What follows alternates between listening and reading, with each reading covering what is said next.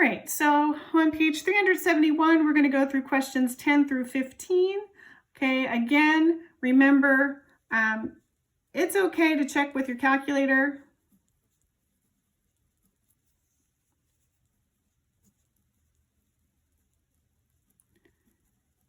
Okay, just to double check your math, but make sure that you're working through these examples as I am so that you get into the habit of what the equation is given these types of percent problems.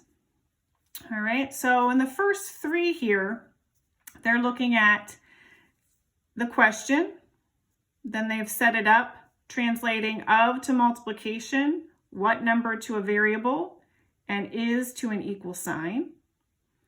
All right, then their next step, they're changing their percent to a decimal, just as we have. They're putting together the multiplication and the variable, because remember, if we have a number right next to a variable, it means to multiply. All right, and then our next step is to fill in this block here, which is going to be that value of 91. All right, continuing with that, we're going to rewrite our equation, 3500ths A equals 91, down here again. So this block is 91. All right, and remember that the opposite of multiplying by 3500ths is dividing by 3500ths. So they have that fraction bar for division. So we want to show 3500ths in each block under that fraction bar. And then we're going to go ahead and perform this division. So we have 3500ths into 91. We got our decimal point, 2 places to the right, 2 places to the right, and bring our decimal point straight up into our quotient. Okay, so here 35 can go into 91 2 times. 2 times 35 is 70.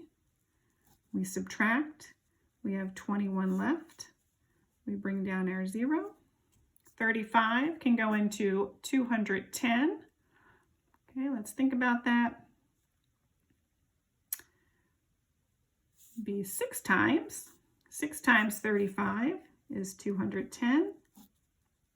We have nothing left over but this 0 to bring down, and 35 cannot go into 0, so we put that 0 up in our dividend.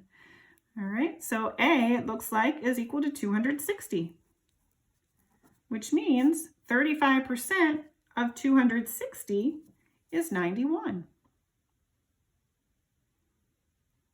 Okay. And again, remember, we can go back and check using what we've been working on in previous lessons. We know that 10% of 260 is 26. And we need 3 of them to get up to 30%. So 26 times 3 is 78. All right, and then 5%, which would be half of 10%, and half of 26 is 13. And 78 plus 13, we were to add them together, gives us 91. So it checks. And again, that's just reviewing. You don't have to do that for each one, but I want to show you the relationship of all these percent problems. Okay, number 11, 125% of what number is 45? So again, we have that translation, percent to decimal. So this block is going to be that value of 45. We rewrite it again here. And then the opposite of multiplying by 1 and 2500ths is dividing. So under the fraction bar, we're going to put our 1 and 2500ths on both sides of our equation. And then we're going to go ahead and perform that division. So we have 1 and 2500ths into 45. Put our decimal in, 2 places to the right, 2 places to the right. Annex those zeros and bring our decimal point up into our quotient. Okay, so now we have 125. It can't go into 45, but it can go into 450. Let's see, 450 3 times. 4 is too many. 3 times 125 is 375. So we subtract.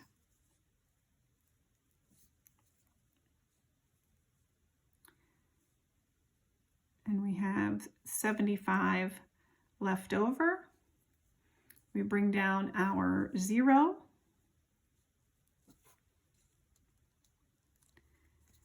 And 125 goes into 75, or excuse me, 750, 6 times. And 6 times 125 is 750. We have nothing left over, no more zeros to bring down, or any other number for that matter. So n is equal to 36. So 125% of 36 is 45. Okay. And look, we have a smaller number for our whole, a larger number for our part. Okay, we know this is correct because we're looking at more than 100% of our number, and more than 100% of 36 would be 45. Okay, or some number greater than 36. All right, so again, we can always double check our work with using information that we have been learning as we've been working through this process. All right, very good. Number 12, 87.5% of what number is 49? Okay, so again, our translation. This time, our block here, we're filling in our percent as a decimal. So let's move our decimal point 2 places to the left. We get 875 thousandths. We bring that down to our next block as well. All right, and here's our fraction bar. So we're going to continue to divide by that decimal, 875 thousandths, on both sides of our equation. Okay, and now we want to go ahead and do this division. 875 thousandths into 49. Okay, this time we have to add 3 zeros because we have to move our decimal point 3 places. 1, 2, 3, and bring it straight up into our quotient. All right. And now we're taking 875, it can't go into 49 or 490, so we have to take it all the way out to 4,900. And in this case, it goes, 5 times. 5 times 875 is, I believe, 4,375. All right, I go through and subtract, and I'm left with 525. I have that 0 to bring down. So 875 goes into 5,250. I believe that's 6 times. 6 times 875 is 5,250. I have nothing left over, no more numbers to bring down. So this time we get a value for y of 56.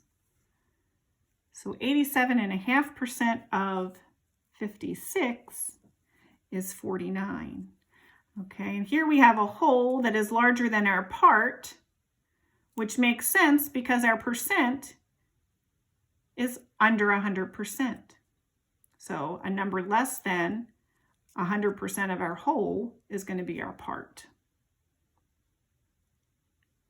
Okay, 3 more questions to answer for this segment. All right, we're looking at 13, 14, and 15. This time we don't have to fill any blocks in, but we still have to go through that process. So we're going to rewrite 700% as a decimal, which is, that's right, 7. Of means multiply. What number? We're going to substitute in a variable. I'm going to use n this time. is means equals, and our number part 1,540. All right, so we're going to go ahead and solve here. Opposite of multiplying is dividing. We're going to divide both sides by 7. And n is equal to 7 goes into 1,540. 15 2 times. We have 1 left over. 7 goes into 14 2 times. Nothing left over but that 0 to bring down. We get 220. So n equals 220. So 700% of 220 is 1,540.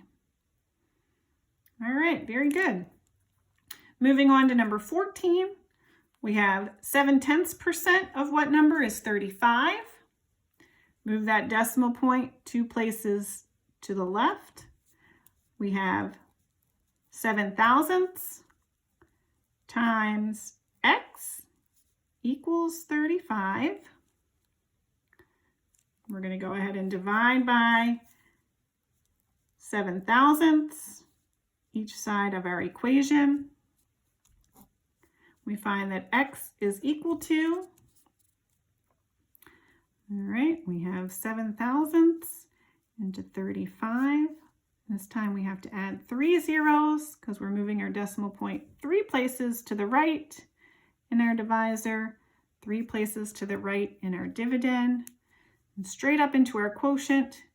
And we know that 7 goes into 35 5 times. And then there's nothing left over, but we have these 3 zeros to account for.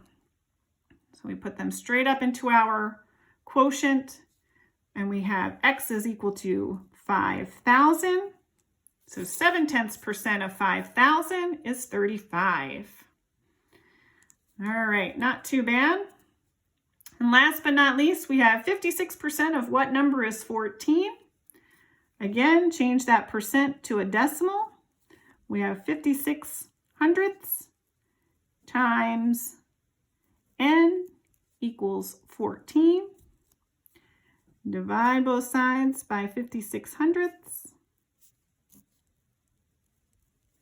and find our value of n. 56 hundredths goes into 14.